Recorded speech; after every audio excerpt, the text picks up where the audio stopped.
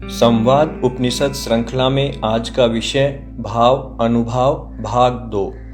जो शब्द भीतर जाता है वह हमारे मनोमय कोश का निर्माण करता है। श्वास की लयबद्धता के साथ हमारे भाव पैदा होते हैं, भाव ही स्वभाव बनते हैं। श्वास अहंकृति का निर्माण एवं पोषण करते हैं। शरीर के साथ प्रकृति और अहंकृति नित्य रहते हैं। इनमें से एक को बदल देने से शेष दो भी बदल जाते हैं। व्यक्ति साधारण स्तर पर अहंकृति और आकृति को नहीं बदल सकता, भावों को बदल पाने की क्षमता उसमें है।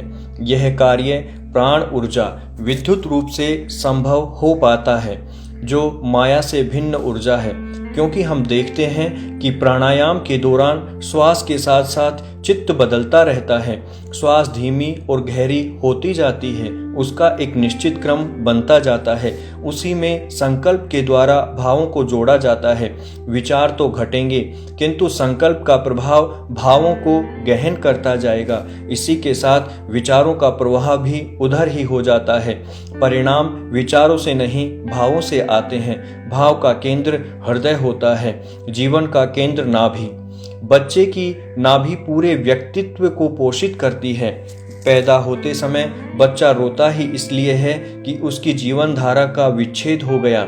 माँ के दूध के साथ ही उसकी जीवन धारा फिर संयुक्त होती है। तब बच्चे का दूसरा संबंध हृदय से होता है।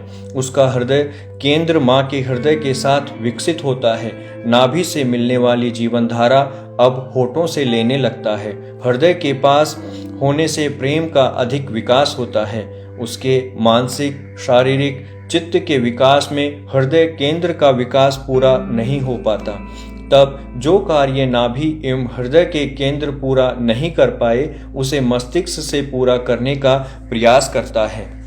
एक ही केंद्र पर सारा जीवन भार पड़ जाता है। शिक्षा, धर्म आदि सभी कार्य मस्तिष्क से लेने लगता है। मस्तिष्क से किया गया प्रेम तो झूठा ही साबित होगा। विचारों की तरह ही प्रेम भी पैदा होगा, उसका व्यक्ति से संबंध नहीं होगा। काम का, ऊर्जा का केंद्र नाभि है। जब यौन कार्य मस्तिष्क से लिया जाएगा और बुद्धि काम में घुस जाएगी तो जीवन नष्ट हो जाएगा। यही आज की लाचारी है। अविकसित नाभि केंद्र का कार्य अन्य केंद्रों से लेना ही जीवन की अराजकता है। भाव शून्यता, संवेदना शून्यता हमारे प्रत्येक कर्म को पाश्विक रूप में बदल देती है। शरीर मन की इच्छा से चलता है। शरीर का पोषण अन्न से भी होता है और वातावरण से भी। अन्न से ही मन का निर्माण भी होता है। मन में इच्छा पैदा होती है और शरीर इच्छा पूर्ति के लिए कार्य करता है। इन दोनों के बीच की एक कड़ी है प्राण। प्राण कई प्रकार के होते हैं, जो मन के भावों के साथ गतिशील होते हैं। शरीर की लगभग सभी क्रियाओं पर मन के भावों का प्रभाव पड़ता है। ये प्रभाव ही प्राण पैदा करते हैं। मनोयोग। काम कोई भी हाथ में हो, सफलता का एक ही सूत्र है, पूर्ण मनोयोग। कार्य में मन के जुड़ते ही आपकी दृष्टि की स्पष्टता बढ़ जाती है। कार्य की बारीकियों पर स्वतः ही ध्यान गहरा होता जाता है। अतः आधे अधूरे मन से कार्य नहीं करना चाहिए। इससे अच्छा तो यह है कि कार्य किया ही नहीं जाए। आप किसी से बात करते रहें और ध्यान कहीं और लगा रहे तो आपको अनुमान हो जाएगा कि परिणाम क्या रहा। यह भी सच है कि हर व्यक्ति का मन हर विषय पर नहीं लगता। इसमें जोर जबरदस्ती भी नहीं चल सकती। मनोवैज्ञानिक इसी आधार पर व्यक्ति की अभिरुचि का पता लगाते हैं और कार्य विशेष पर उसको नियुक्त करते हैं। दूषित अन्न भी भावों को दूषित करता है। अतः अन्न के अनेक प्रकार के दोष बताए गए हैं। आप व्यवहार में अनेक प्रकार के नियम कायदे अलग अलग संप्रदायों में देख सकते हैं। अन्न के साथ तो दृष्टि दोष का भी बड़ा महत्व माना गया है। यही कारण है कि घर से बाहर खाना खाने को हमारे यहाँ कभी उचित नहीं माना गया। दोष युक्त अन्न भावना में विकृति बनाए रखता है। इस बारे में एक दृष्टांत बहुत प्रचलित है। गुरु का एक शिष्य किसी के घर खाना खाने गया। वहां सभी बर्तन चांदी के थे। उसका मन ललचा गया और उसने एक चम्मच अपनी जेब में रख ली। रास्ते में उसे ध्यान आया कि उसने यह अपराध किया है जो उसके लिए उचित नहीं है। उसने अपने गुरु के पास जाकर सारी बात बता दी। गुरु ने कहा कि जो अन्न तुम्हारे पेट में गया वह उस व्यक्ति का था, वह एक पश्चहर था। पश्चहर उसको कहते हैं जो आपकी आंखों के सामने ही चोरी कर ले। अतः तुम्हारे मन में दोष आना स्वाभाविक ही था। तुम वापस जाओ और उस व्यक्ति को चम्मच लौटा दो। तुम्हारे लिए यही उचित है। आज के अर्थ प्रधान युग में जहां अन्न के लिए क्या नहीं किया जाता, यह दृष्टांत महत्वपूर्ण है। आज समाज में अपराध क्यों बढ़ रहे हैं, उसकी झलक भी यहाँ मिल रही है। स्पष्ट है, साधन दूषित हो तो साध्य तक नहीं पहुंचा जा सकता। हमारी उपासना पद्धति के मूल में भी यही मन है। हमारा मन लगता है या नहीं, परिणाम उसी के अनुसार आते हैं। मन को नियंत्रित करने के अनेक प्रकार के अभ्यास सिखाए जाते हैं।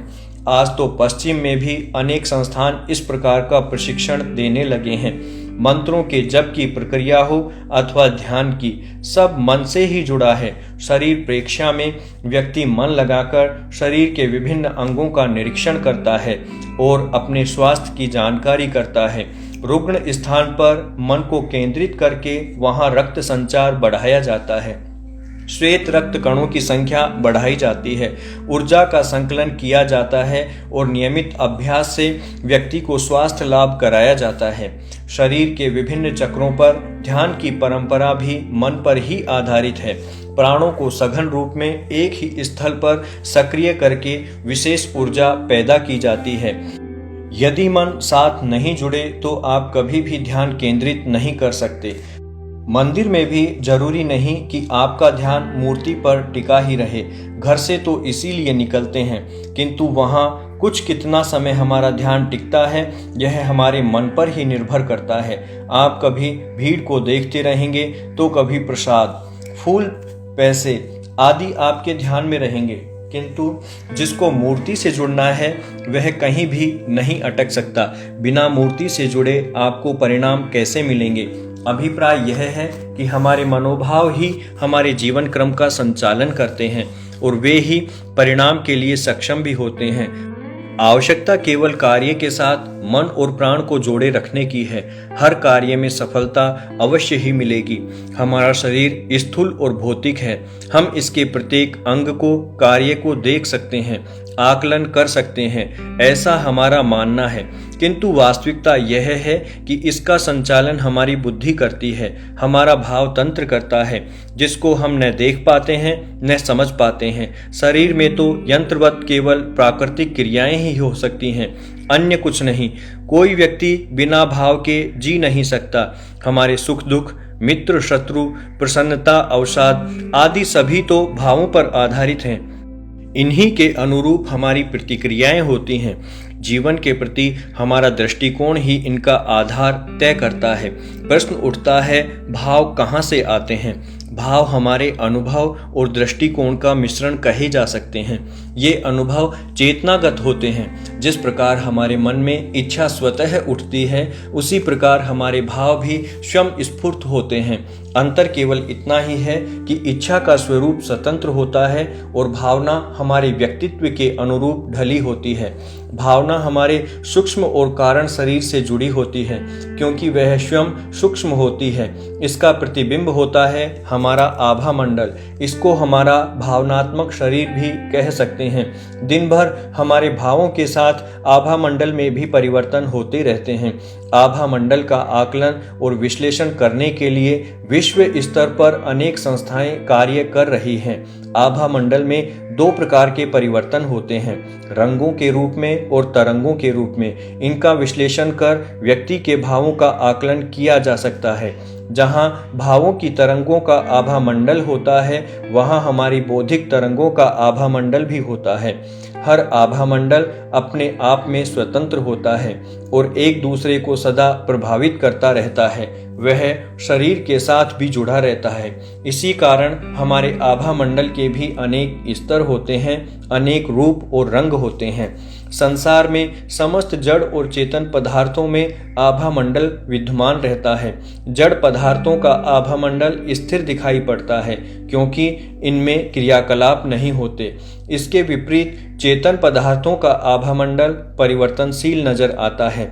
अपने आप में स्वतंत्र रहते हुए भी सब पृथ्वी की सीमा में रहते हैं। इन सभी के केंद्र में जीव होता है, आत्मा होती है या कारण शरीर रहता है। इसके बिना न क्रिया हो सकती है और न ही अभिव्यक्ति। हमारा शरीर और हमारी आकृति ही हमारी अहंकृति का स्थूल रूप सोम है, अभिव्यक्ति है, और हमारी प्रकृति इसका व्यक्तित्व प्रकट करती है, हमारे जीवन को अर्थ प्रदान करती है।